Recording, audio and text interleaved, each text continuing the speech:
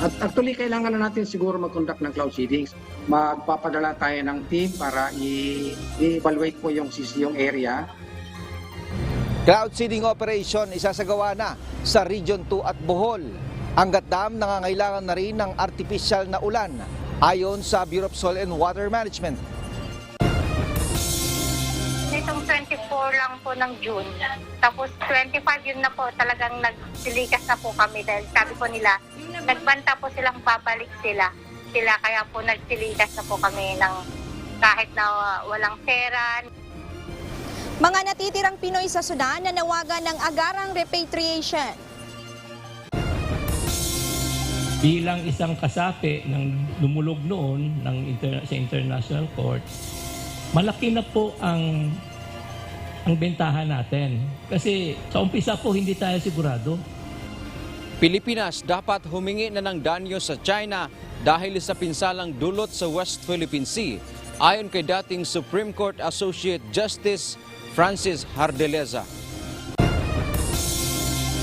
That is part of the security assessment po and risk assessment po ng security forces na sa tingin po nila at least as of this day po ay nakakapat lamang po na magkaroon lamang po ng one in suspension po ng permit to carry. Gun ban para sa ikalawang State of the Nation address ni Pangulong Ferdinand Marcos Jr. Isang araw na lang ipatutupad. North Korea nagpakawala ng long-range missile sa dagat.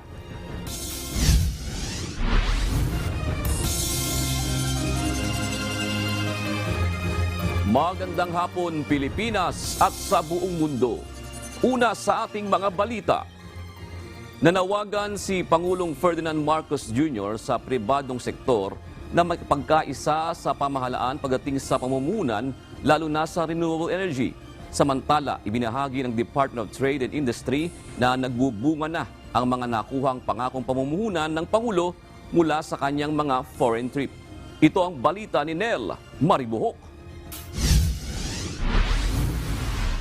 We assure you that this government will continue to improve bureaucratic processes in the energy sector to make it easier for investors to come in.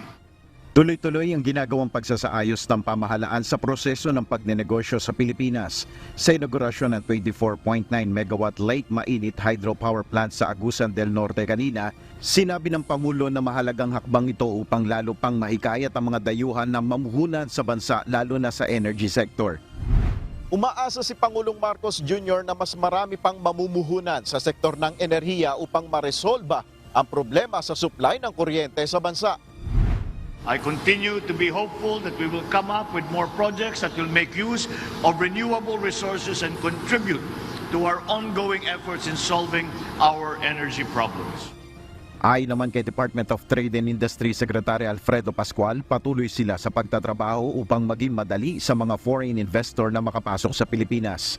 Nariyan na ang inaprubahan ni Pangulong Marcos na paglikha ng Green Lane. Sa pamamagitan nito, mapabibilis ang proseso ng pagnenegosyo para sa strategic investments. Ayon sa kalihim, nagkaroon na rin ng bunga ang mga pangakong pamumuhunan sa Pangulo mula sa kanyang mga foreign visit. Ang naisakatuparang investment ay aabot sa mahigit $88 million o nasa 4.8 billion pesos. The business has been registered with the BOI or other investment promotion agencies. 6 projects, $88.4 million. Ayon sa DTI, inaasahan na lilikha ito ng maraming trabaho. Kaya naman tiniyak ng ahensya na patuloy nilang tututukan ang nagiging pag-usad ng foreign investments sa bansa. Let me assure you that the Department of Trade and Industry has mechanisms to monitor and evaluate the progress of investment leads from our previous foreign trips. We ensure transparency and accountability. Nel Maribuhok, UNTV News and Rescue, Diyos ang aming sandigan, serbisyo publiko ang aming pinaalagahan. Iniulat ng National Grid Corporation of the Philippines o NGCP na nasa normal situation ang power supply ngayong araw. Sa datos ng NGCP, nasa 13,195 megawatts ang available capacity sa Luzon Grid na mas mataas kumpara sa 12,175 megawatts na peak demand. Kahapon 3 oras na isinailalim sa yellow alert ang Luzon Grid dahilan para magpatupad ng automatic load dropping ang Meralco na nagresulta sa power interruption sa ilang mga customer. Magsasagawa na ng cloud seeding operation sa ilang lugar sa bansa. Kukumpirmahin din ng Bureau of Soils and Water Management kung kailangan na rin itong isagawa sa Angat Dam. Ito ang balita ni Ray Pelayo. So mas mabilis silang nag-aksyon dahil nakita nila yung possible effect nito sa dams. Kaya nauna po silang nag-request. Magsasagawa na ng cloud seeding operation ang Bureau of Soil and Water Management o BSWM sa Region 2 sa loob ng susunod na 2 linggo. Ito'y pinondohan ng 9 milyong piso. Inaasahang magpapatas ito sa imbak na tubig sa Magat Dam na mababa na rin ang level.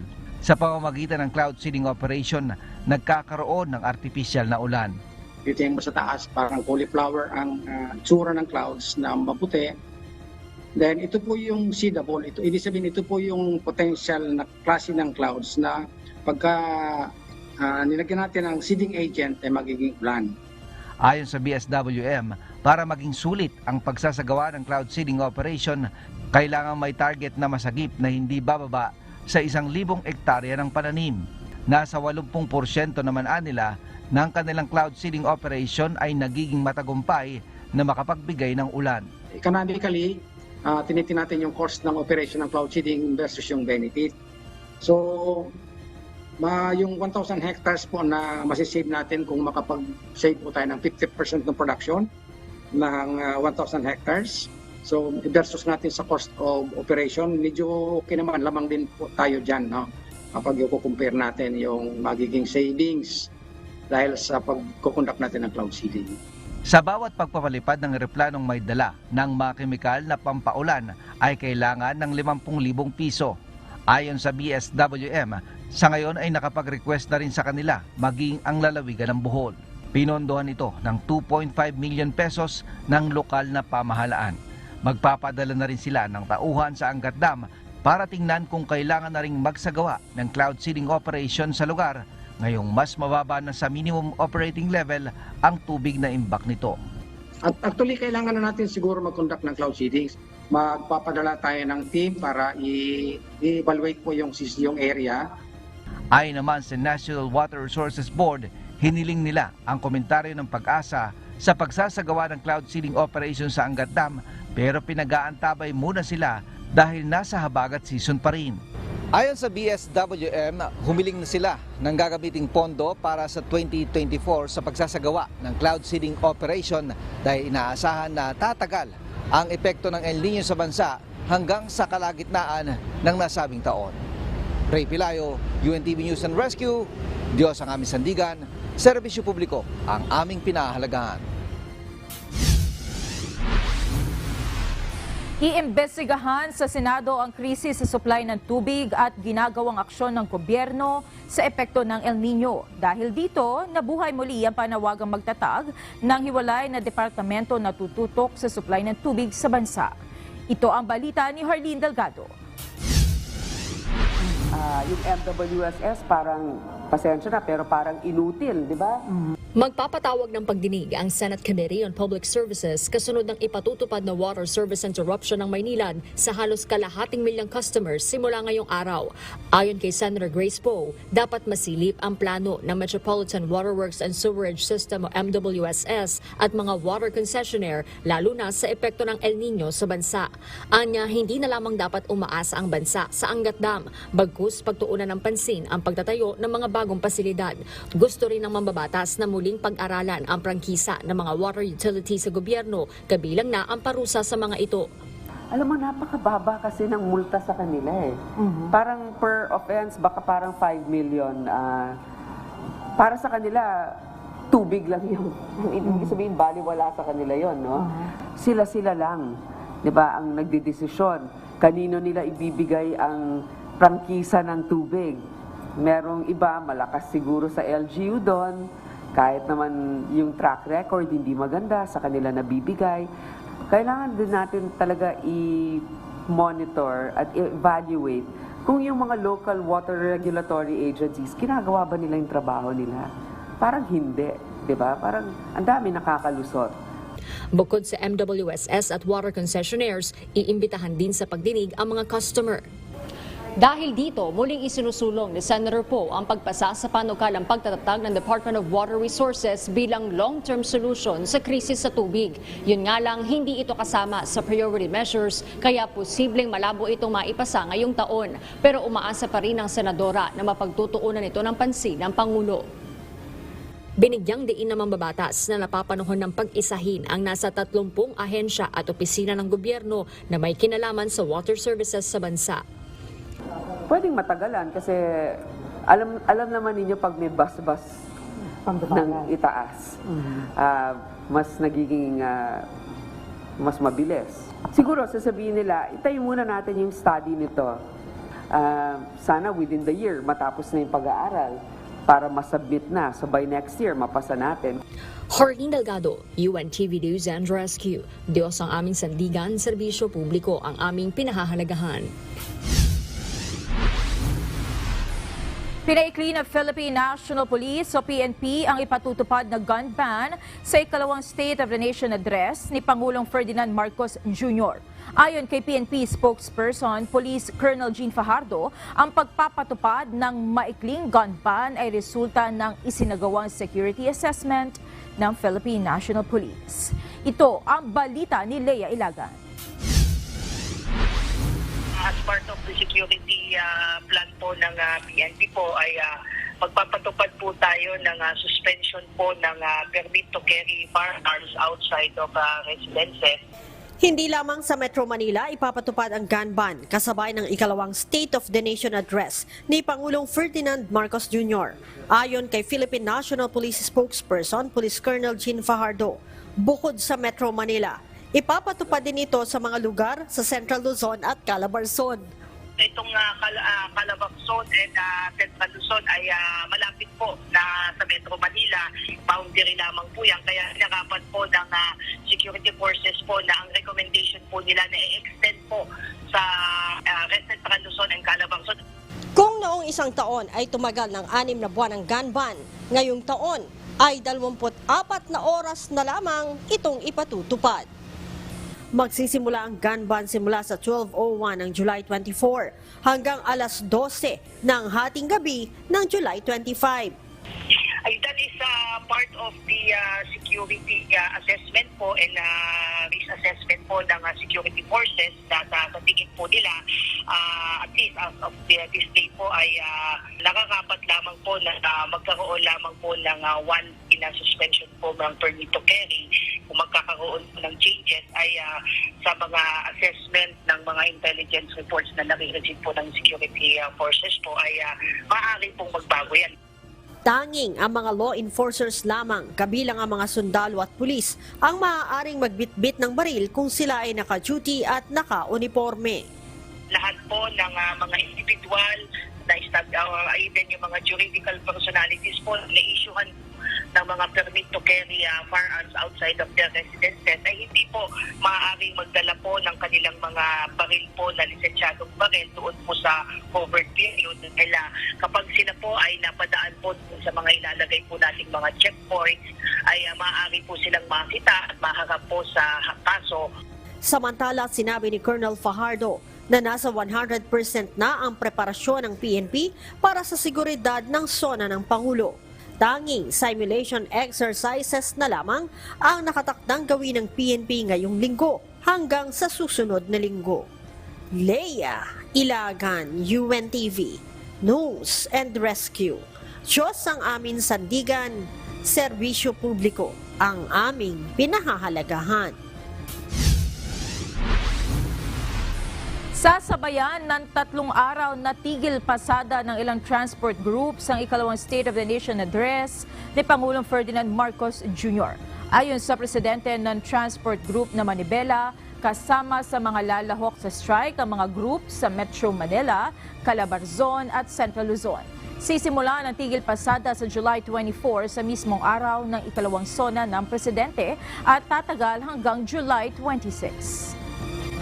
Status ko kami ngayon, pero yung pag-award po ng mga ruta, patuloy pa rin po yung sa route rationalization. Halos sa loob ng 5 buwan, sir, wala silang nagawa para dito sa hinaing namin. Sa loob pa kaya ng 10 araw. Ayaw namin dumating, sir, ng December 31, wala na kaming mga ruta na award na sa iba. Dapat na umanong isulong ang paghingi ng danyo sa China dahil sa pinsalang idinulot ng mga aktibidad nito sa West Philippine Sea. Ito ang pananaw ng isang retiradong maestrado ng Korte Suprema na kasama sa dumulog noon sa International Tribunal laban sa China. Panahon na rin naman noon na magsalita ang Pangulo hinggil sa magiging polisiya nito kaugnay sa issue ng West Philippine Sea. Ito ang balita ni Dante Amento. Bilang isang kasapi ng lumulog noon sa International Court, malaki na po ang bentahan natin. Kasi sa umpisa po hindi tayo sigurado. Eksaktong 7 taon ngayong araw mula nang manalo ang Pilipinas sa kasong isinampa sa International Tribunal for the Law of the Sea laban sa China kaugnay sa West Philippine Sea dispute. Nakasaad sa desisyon o arbitration award na walang karapatan ang China sa pinag-aagawang teritoryo.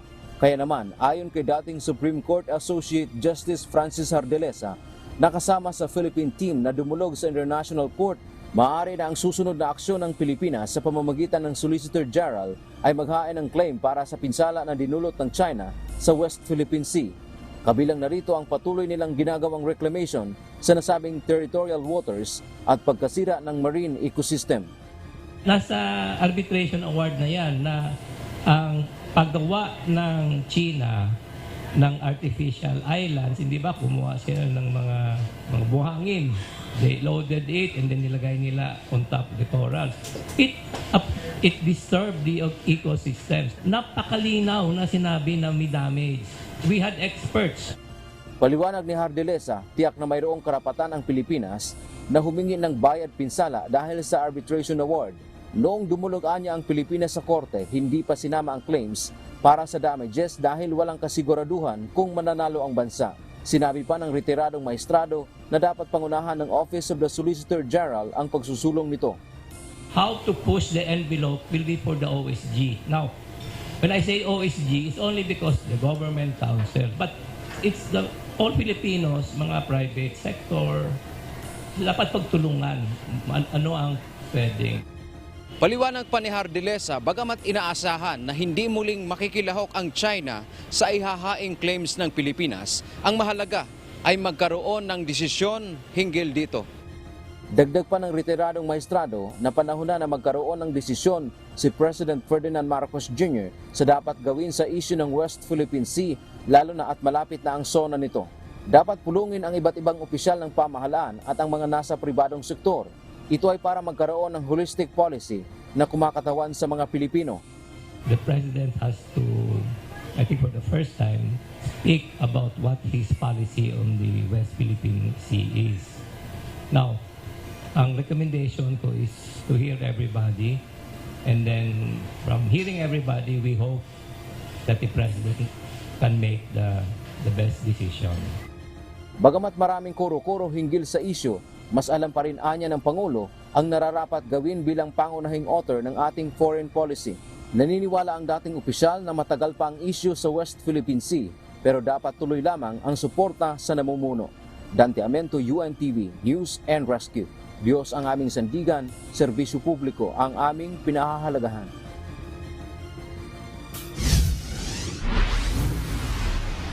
Lalagdaan na ni Pangulong Ferdinand Marcos Jr. ang kontrobersyal na Maharlika Investment Fund o MIF Bill sa susunod na linggo. Ayon kay Senate President Juan Miguel Zubiri, batay sa impormasyon sa Presidential Legislative Liaison Office sa July 18, araw ng Martes, nakatakdang pirmahan ng Pangulo ang panukala. Kasama rin sa inaasahang pipirmahan ng Pangulo ang panukalang pagpapalawig sa estate tax amnesty ng 2 taon.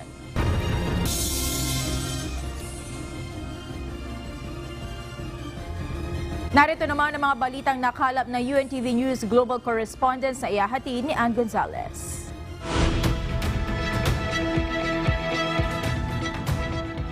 Meron tayong nararamdaman na tensyon sa pagitan ng North Korea at Amerika. Diyan ba sa Vietnam, gaano kalaki ang epekto ng tensyon sa Korean Peninsula? Magandang gabi. Atentibo ang Vietnam pagdating sa lumalaking tensyon dyan sa Korean Peninsula dahil magkakaroon ito ng malaking epekto, partikular sa ekonomiya ng Vietnam, kung magkakaroon ng digmaan sa rehiyon. Malaking commercial partner kasi ng Vietnam ang South Korea, at the same time malaking foreign direct partner ng South Korea ang Vietnam.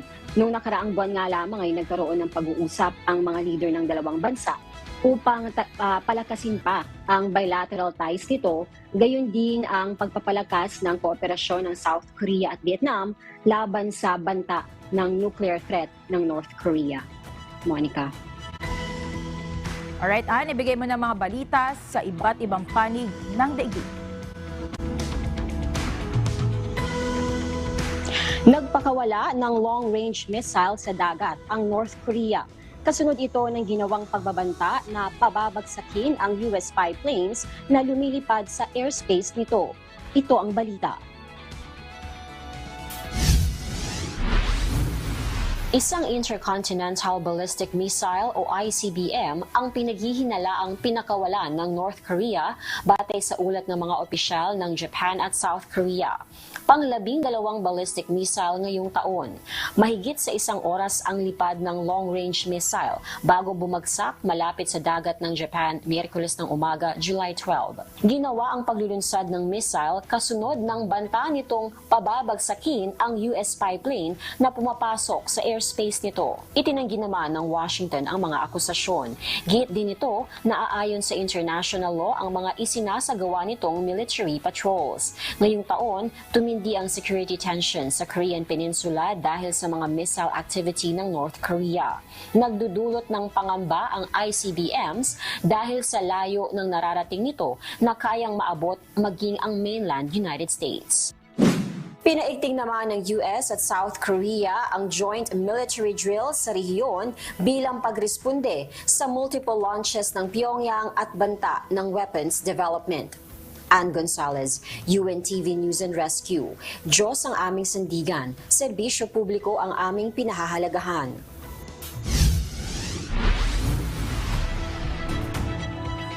Bibisita sa China si United States Special Presidential Envoy for Climate, John Kerry, sa susunod na linggo.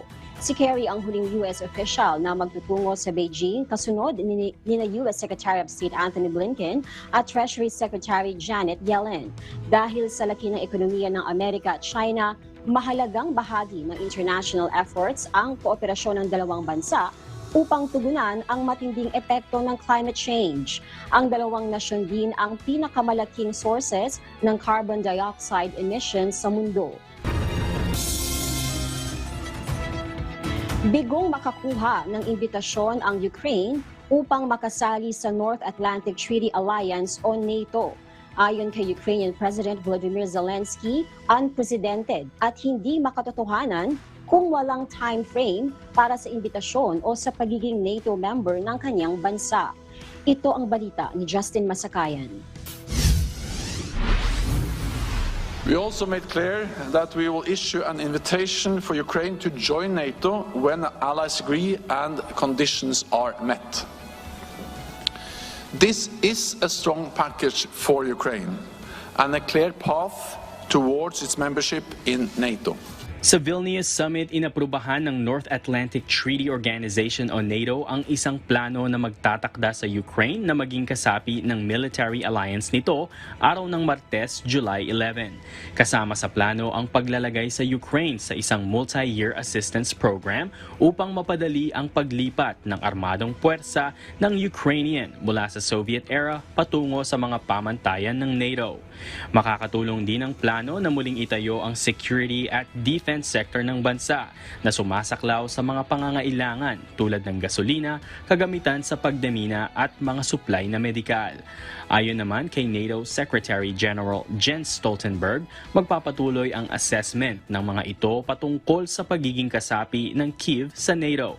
Magpapadala rin ito ng imbitasyon sa Ukraine na sumali sa alyansa kung sasang-ayon ang mga kaalyado at matutugunan ang mga kondisyon. Gayunman, nananawagan sa NATO si Ukrainian President Volodymyr Zelensky na magpadala sa kanyang bansa ng isang malinaw na senyales patungkol sa pagiging miyembro nito. Aniya, unprecedented at hindi makatotohanan kung walang time frame para sa imbitasyon o sa pagiging miyembro ng Ukraine. Dagdag rin nito, mayroong hindi malinaw patungkol sa mga kondisyon na binanggit ng NATO. Araw ng Miyerkules, July 12, nakatakda naman ang pakikipagpulong ni Zelensky sa bagong tatag na NATO-Ukraine Council. Justin Masakayan, UNTV News and Rescue. Diyos ang aming sandigan, serbisyo publiko ang aming pinahahalagahan. 3 tao ang nasawi at 3 pa ang nawawala sa matinding pagbaha sa Kyushu Island sa Japan. Naranasan ng rehiyon ang pinakamatindi nitong buhos ng ulan. Umapaw ang mga ilog at gumuho ang mga libis ng burol.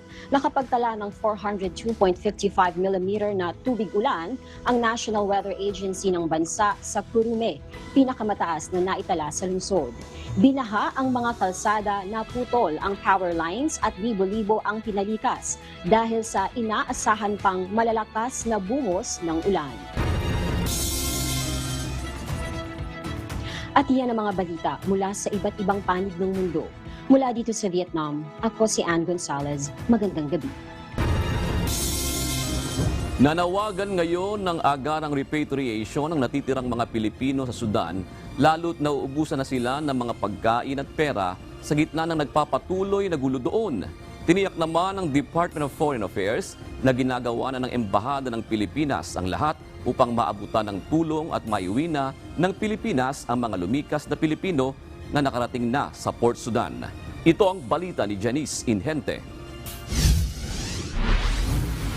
Magtatatlong linggo na po kami nitong Sunday po. Buhat nung pumunta po kami dito, nung linikas po namin ang Khartoum dahil po pinasok na po kami ng mga rebelde. 3 linggo na ang nakalilipas mula nang lumikas si Leia Postasa kasama ang ilan pang mga overseas Filipino sa Khartoum matapos suguri ng mga armadong rebeldeng grupo ang lugar kung saan sila nagtatrabaho. Kwento ni Leia, maayos pa ang kanilang lugar kahit pa man mayroong gulo sa sentro ng Khartoum, kaya't nagdesisyon silang manatili na lamang doon sa pag-asang maayos pa ang gyera doon. Pero hindi aniya nila inaasahan na papasukin na rin ng mga rebelde ang kanilang lugar. Nitong 24 lang po ng June. Tapos 25 yun na po talagang nagsilikas na po kami dahil sabi po nila, nagbanta po silang babalik sila. Kaya po nagsilikas na po kami ng kahit na walang pera. Bukod kay Leia, naghihintay na lamang din si Jimmy Villapando ng repatriation para makaalis na sa Port Sudan, lalo't wala na silang halos makain.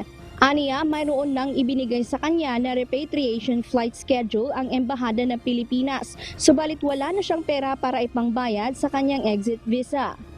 Yun lang po may sinabi na embassy. Kami nga daw po magbabayad, di ba? Ayun na nga po ma'am yung gusto namin mangyari ma'am na kailangan po ma'am. Pag umuwi kami ma'am, hindi na po kami magbayad dahil wala na nga po kami pera. Napakahirap ma'am, magtatatlong linggo na po kami dito eh. Ng budget ma'am, buti nga po ma'am, may tumutulong pa. Bunsod nito, nanawagan na sina Leia, Jimmy at iba pang mga Pinoy na stranded sa Port Sudan na mai-repatriate na sana sila at mabigyan ng pinansyal na suporta upang may pambayad sa exit visa. Ayon naman kay Department of Foreign Affairs Undersecretary Eduardo De Vega, sagot na ng pamahalaan ang mga gagastusin para sa pagpapauwi sa mga ito sa Pilipinas. Pero kailangan lamang aniya na magtungo ang mga Pinoy na nais magpa-repatriate sa Port Sudan. Kanya-kanya nang pumunta sa Port Sudan. Maraming transportation papunta doon. Basta nakarating na sa Port Sudan, kami nang gagastos para makadating sila, makalis sila by plane to Saudi or ibang lugar, tapos galing doon pauwi ng Pilipinas.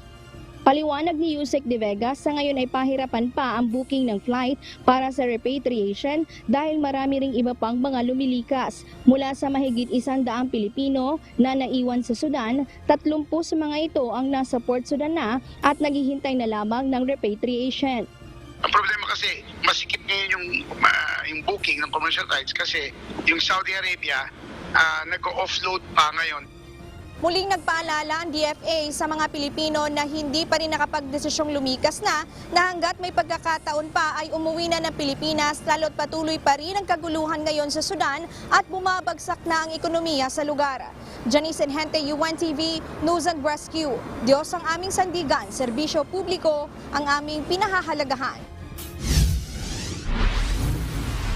Inilabas na ng Korte Suprema ang pinanalistahan ng mga paaralan na magsisilbing local testing centers sa isasagawang 2023 bar exam sa darating na September. Batay sa bar bulletin ng Korte, 14 na mga paaralan ang gagamitin.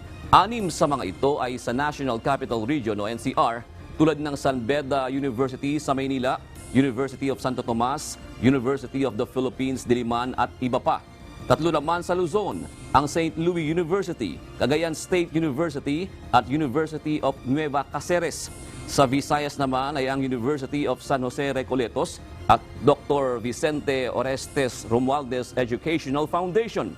Samantala sa Mindanao, mula sa 3 noong nakaraang bar exams ay 2 na lang ito, ang Xavier University at Ateneo de Davao University. Gagawin ang bar exams ngayong taon sa September 17, 20 at 24. Naniniwala ang isang maritime law expert na malayo pa ang tatakbuhin ng usapin sa West Philippine Sea sa kabila ng tagumpay ng bansa sa Arbitral Tribunal. 7 taon na ang nakalilipas. Dapat din anyang magpasa na ng batas ang Kongreso upang maging matibay ang pagpapatupad ng batas ng bansa at paggiit ng ating karapatan sa WPS. Ito ang balita ni Ryan Lacanlale. Yung pagsasabatas nitong ating maritime zone sa isang mahalagang hakbang, hindi lang para sa international law, kundi para rin sa sarili natin, no, sa ating domestic law, para maging malinaw at maayos din yung ating pag-implement ng ating batas tungkol sa pangisdaan at petrolyo at iba pang likas na dagat. Para sa isang maritime law expert, napapanahon na upang tuluyang maisabatas ang House Bill 7819 o Philippine Maritime Zone Act na layong mapatibay pa ang karapatan ng bansa sa West Philippine Sea. Sa ilalim ng panukalang batas, idadagdag na sa maritime zones ng bansa ang mga katubigan sa West Philippine Sea. Magiging malinaw at maayos ang implementasyon ng mga batas ng bansa sa pangisdaan, teritoryo at iba pang likas na yaman. Alinsunod ito sa Article 76 ng United Nations Convention on the Law of the Sea o UNCLOS. Naipasa na ang panukala sa mababang kapulungan ng Kongreso nitong nakaraang Mayo, pero hindi pa ito lumulusot sa Senado. Noong December 2021 ay naipasa na rin sa Kamara ang kaparehong panukalang batas. Pinasertipikahan itong urgent ni dating Senate President Tito Soto kay dating Pangulong Rodrigo Duterte, pero hindi ito naipasa sa 18th Congress.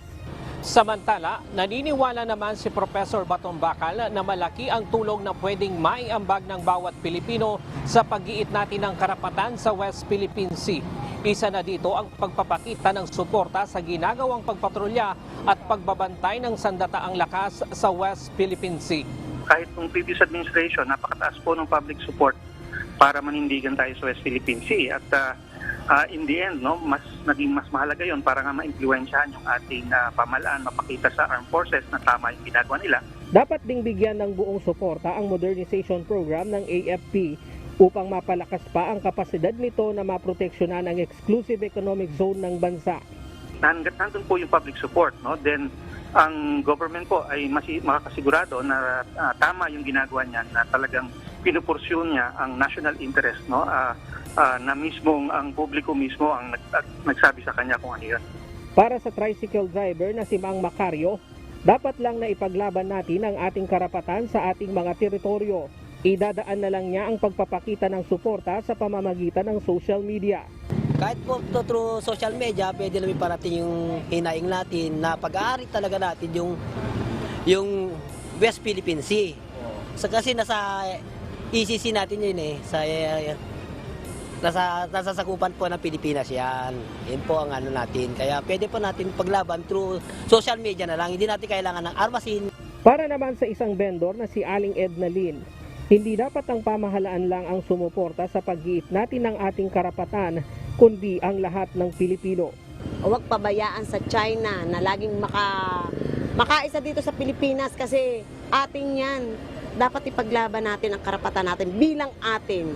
Kasi unang-una yung mga sundalo, dapat talaga, bukod sa sundalo, pati mga Pilipino, mga mamamayang Pilipino, sumuporta dyan para hindi maangkin. Ryan Lacanlale, UNTV, News and Rescue. Diyos ang aming sandigan, serbisyo publiko ang aming pinahahalagahan. Muli namang pinagtibay ng Estados Unidos ang pulisiya nito sa maritime claims sa West Philippine Sea bilang suporta sa Pilipinas. Sa isang pahayag, iginiit ng US State Department na pinalna ang desisyon ng Arbitral Tribunal pabor sa Pilipinas at dapat itong kilalanin ng China. Patuloy ding nananawagan ng Estados Unidos na sundin ng China ang international law sa pag-aangkin nito ng mga katubigan sa WPS. Gayon din ang pagtigil sa pangaharas sa mga barko ng ibang bansa na legal na nag-ooperate sa exclusive economic zones ng mga ito. Pagagambala sa ibang bansa sa pag-develop ng natural resources at tuldukan na ang pangingialam sa ginagawang freedom of navigation at overflight ng ibang mga bansa sa rehiyon. Muli ding sinabi ng US State Department na patuloy silang makikipagtulungan sa mga kaalyadong bansa upang mapanatili ang kalayaan at katahimikan sa Indo-Pacific region. Plano ngayon ng Metropolitan Manila Development Authority o MMDA na kausapin ng mga may-ari ng gasoline stations para sa pagtatayo ng mga tent na pwedeng silungan ng mga rider tuwing umuulan. Ayon sa MMDA, problema nila ang dumaraming riders na sumisilong sa mga tulay at overpass tuwing umuulan. At bagaman isa itong paglabag ay hindi naman nila masita ang mga ito. Ito ang balita ni JP Nunez.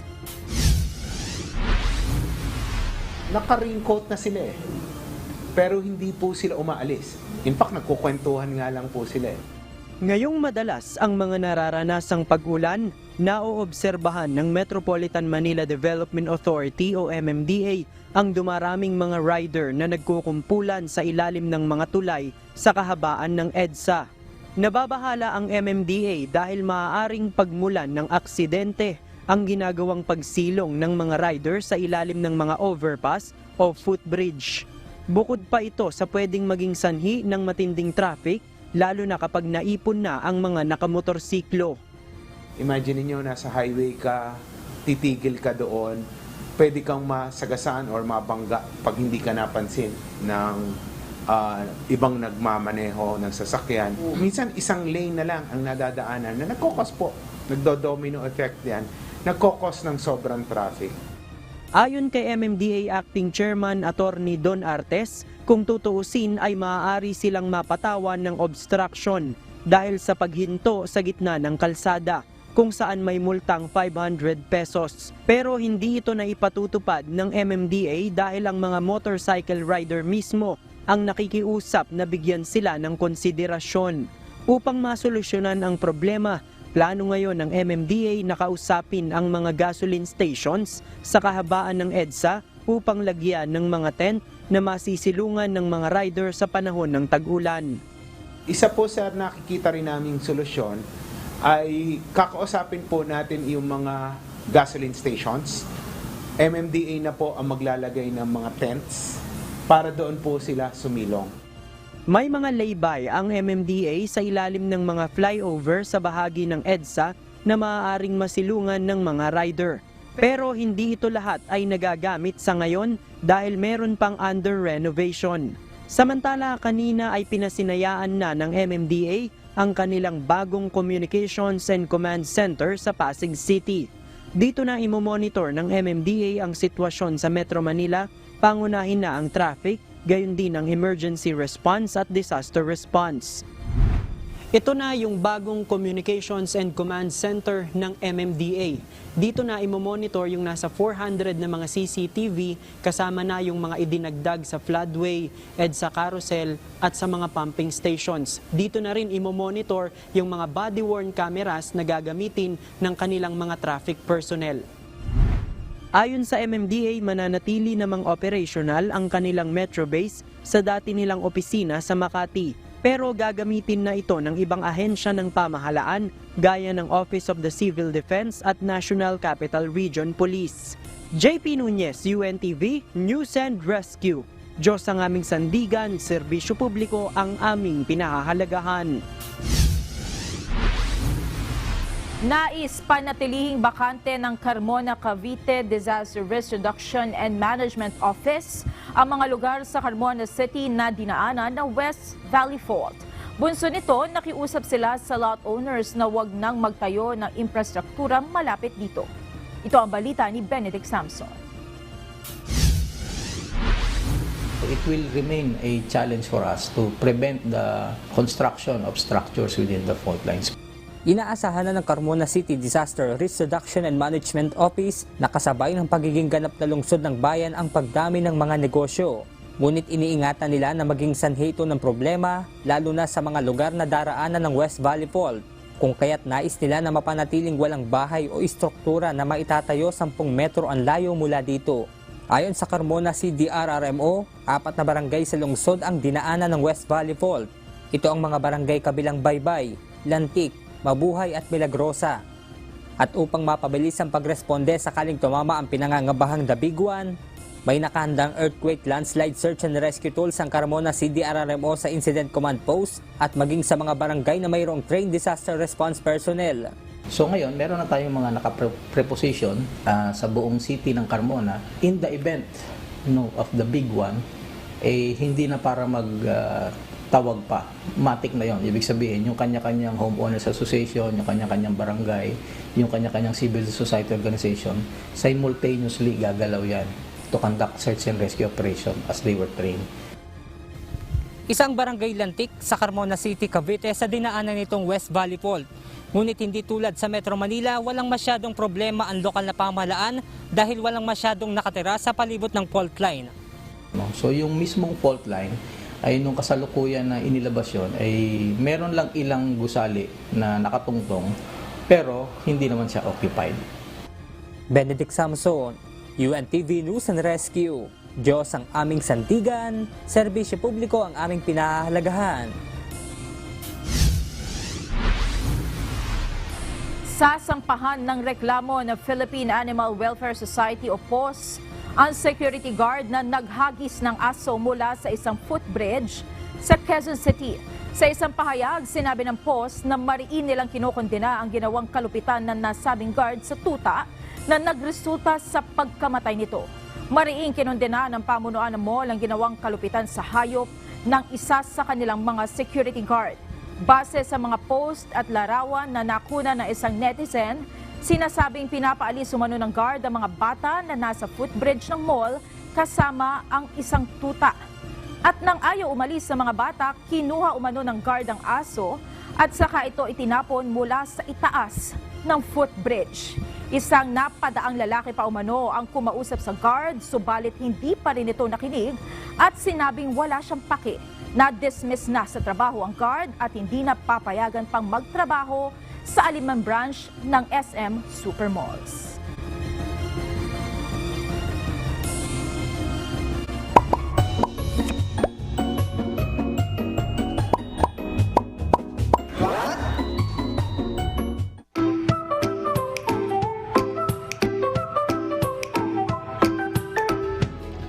Nagkaalaman po, mahilig ba kayo sa crabs o kasag?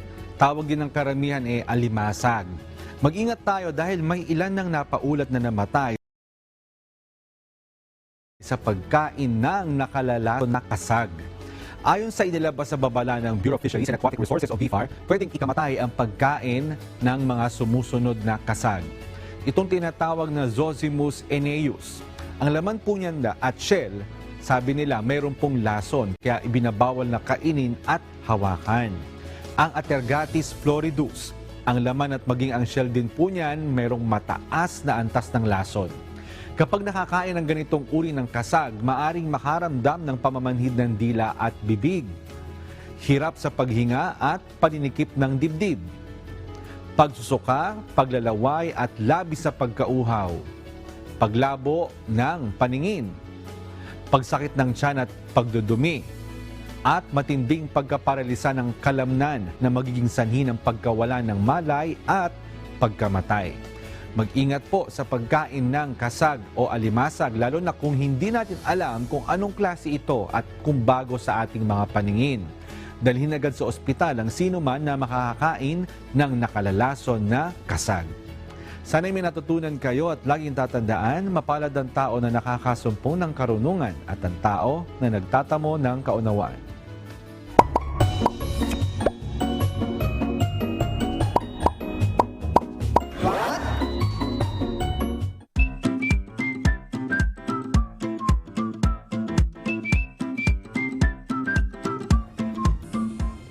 Kakaano yung sa tuta, no? Nanggigil ako ng Nanggigil bahagya. Oo, medyo. Hindi, kasi ako personally, dog lover kasi ako. Tapos, hindi ko lang ma-imagine na yung, actually kahit nga malaking aso na ihahagyas mo, what more yung tuta mula sa napakataas na lugar, durog talaga. May buhay din kasi yun eh. Oo, hindi ko lang talaga ma-imagine, no? Hindi ko ma-imagine, and I feel so bad doon sa nangyari. Pero good job sa SM Supermalls for reacting and doing something about it. And sana hindi na maulit, no? Sana learning experience na ito doon sa taong involved. Lalo kasi kagad yung mga tuta namin, si Brando at si Beatrice. Mga ano yun eh. May mga isip yun eh. Pag iniwan mo, nagdadabog yun. Bakit? Pagbalik mo, susumbatan ka eh. Gagawin ka. Let's go, man. Ano ganun eh. Tapos pag nagdabog, ano pa, ngangat natin yung mga, kung anong ngangat natin. Tapos lagi dati namang umiisan, dapat nilang ihian. Pagka iniwan mo, kung saan na umiihi, may nagpo-protesta. Dahil iniwan mo. Ako meron ako dati naman, yung unang-una kong pet noon, ano siya, alam niya na kumbaga parang nararamdaman niya pag paalis kami. Tapos hinahabol kami, kaya talagang halos lagi siyang kasama. Kahit mall or kung saan man kami pumunta, para talagang tao. Kaya nakakatuwa. Ngayon, good mood yung mga tuta namin. Bakit? Lagi ka na sa bahay? Kasi pinangakuan na namin. Na ano? Kasama sila sa Piyesta ng Diyos bukas. Palit Pampanga. Yes, excited. Excited. Talagang ang babait. Siguro mga alauna ng madaling araw, ano na yun? Gising na yung mga yun. Makikisabay sa inyo. Sige, ito na po tayo sa ating mga kauserong Pinoy, hinggil po sa usapin sa El Nino. Sabi po ni Edwin Espiloy, sana alam naman ng government nung March na may El Nino. Sana hindi na nila inintay na bababa pa yung water level sa mga dams. Reactive masyado ang style ng ating pamunuan. Very sad.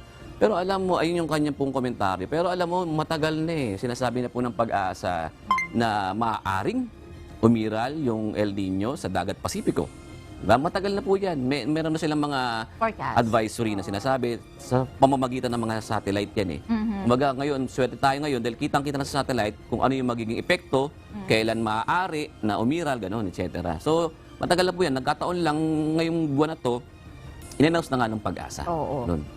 Yun. Ito naman yung mga umuwi na raw ang mga Pilipino sa Sudan. Repatriation. Oo, sabi ni Alan Arroyo, uwi na po kayo mga kababayan, balik na lang po kung tapos na ang gulo sa Sudan. Yun. Ito na tayo sa ating paborito. Shoutout natin sila Girly Doria. Salamat po sa panonood. Si Antonio Diago at si Amado Pableo at Roger Iwayan. Walang awayan ha. Iwayan. Malapit na. Walang iwanan din. Di ba? Oo. Yan. Ito naman si shoutout din kay RJ Dio, Wilfredo Perlada, Marvin F. Kiambao, Arnel G. Gulamalim. Yun. More love shoutout daw, sabi ni Florence. Sabi sa iyo. Oh, si Florence. Nandiyan ba siya? Nanonood ka? Happy viewing. Panay ang papapansin eh. Papapansin talaga eh. At lubos po ang aming pasalamat sa lahat po ng mga sumusuporta sa UNTV. At ito ang balita. Dahil sa loob po ng 19 na taon, kami ay inyong sinasamahan tuwing hapon, July 12, 2004. Nagsimula ito ang balita. 2004. Iba-ibang ano yan, iba-ibang panahon yan. Oo kanya. Ilang 2004. season na yan Oo, kasi naabutan ko nung nire-launch, di ba nire-launch, 2007 eh. 2007 nung na. nire-launch, Oo. sa Manila pa tayong studio natin noon. Oo. Ako ba anong 2015 yata ako nag-start, tama ba? Parang 14 yata. Ha? Parang 14? 14. Parang ganun. 14 ako pumasok ng UNTV. Pero sa ito ang balita. Sa ito ang balita, parang pala sinasabi ni Monica. 2015. Kung hindi ako nagkakamali, dapat i-double check ko. Pero 2004 po ang ito ang balita. It's been 19 years. Laki na pinagbago. Nakakatuwa. Oo naman. Yung mga mukha lang nila, mga luma. Maraming pinagbago. At least nag-improve, di ba? Sa mga skills, sa gamit, etc. Sa pag-uugali, nagbago rin, di ba? Awa ng Diyos, di ba? Kaya marami. At sa tulong at awa po ng Diyos ay ito po, nandito tayo ngayon, di ba? Awa ng Diyos, pinanonood ng marami mga kababayan natin sa iba't ibang mga bansa. At hindi lang sa marami nanonood. Oo. Nagpapakita ng suporta sa atin. At isa sa mga ako personally gusto kong pinagbago na ito ang balita, nagkaroon tayo na segment na involve na natin ang ating mga manonood, Kausiserong Pinoy, dahil natutuwa kaming marinig ang inyong mga komento, ang inyong mga suhestyon, pati na rin yung inyong mga saloobin sa iba't ibang mga balita. Kasi sa ating matapos natin ilahad yung mga balita, di tayo nagko-komentaryo Alam mo naman yan, di ba? Sa ating mga straight news na ganyan. Pero binibigyan natin ng pagkakataon yung ating namang mga Kauserong Pinoy, yung ating mga audience o viewers natin sa iba't ibang platforms na sila mismo maghayag ng kanilang mga saloobin o ng kanilang mga opinion. Siyempre ang punto natin dito yung makakatulong sa bawat isa sa atin sa bansa, parang gano'n. Yan. Makakaasa po kayo na patuloy kaming maghahatid ng mga balita at impormasyon na mahalagang malaman ng taong bayan. At bahagi pa rin ang aming pasasalamat sa inyo ngayong anniversary month. Patuloy kaming magbibigay ng regalo sa ating mga loyal usiseros. Antabayanan niyo po yung announcement ng mga susunod na maswerteng magkakaroon ng regalo. Mapipili. Oo, yung mga mapipili natin. Mapipili natin. May habol? May habol usi pa tayo. Sige nga po. Oo. Bahana. Mula kay Hari Ilagan dahil sa malakas ng... ang lakas ng ulan kanina habang nagbabalik tayo. Biglang buhos. Dumadagong talaga yung kulog. Saan yung mga baha? Saan banda yan? Saan? Nabanggit ba?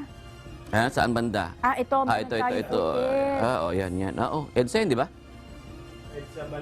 EDSA Balintawak. Mababa ba? Jolimar, mababa talagang portion niya ng EDSA, yung Balintawak? Hala. Hindi ka makakatawid ng ano to? Yan. Northbound? Southbound? Southbound. Oo. Ayan.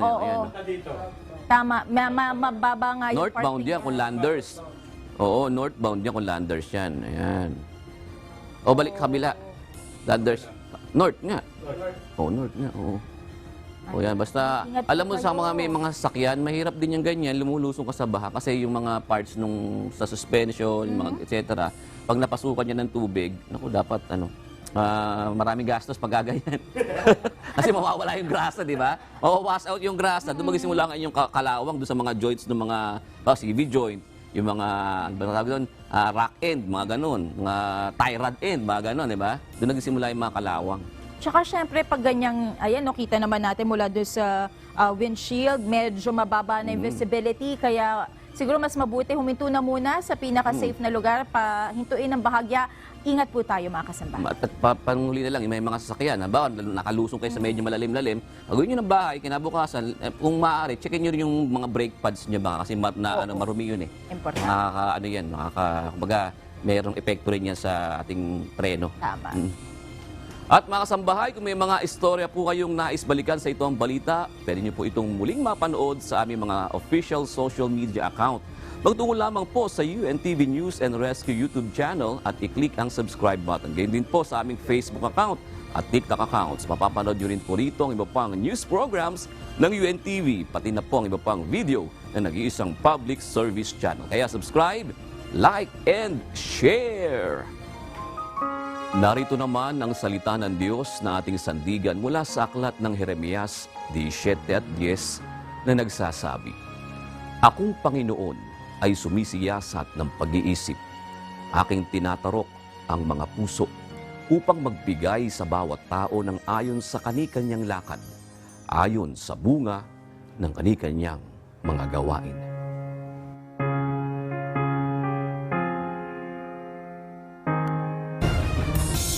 At yan ang naging kabuuan ng ating balitaan ngayong gabi. Aming inilahad ng buong katapatan kung paano namin nasaksihan. Kayo'y makapagtitiwala na ang aming nakita at narinig, ang aming ibinabalita. At dito po sa UNTV, Diyos ang aming sandigan, serbisyo publiko ang aming pinahalagahan. Gandang gabi po.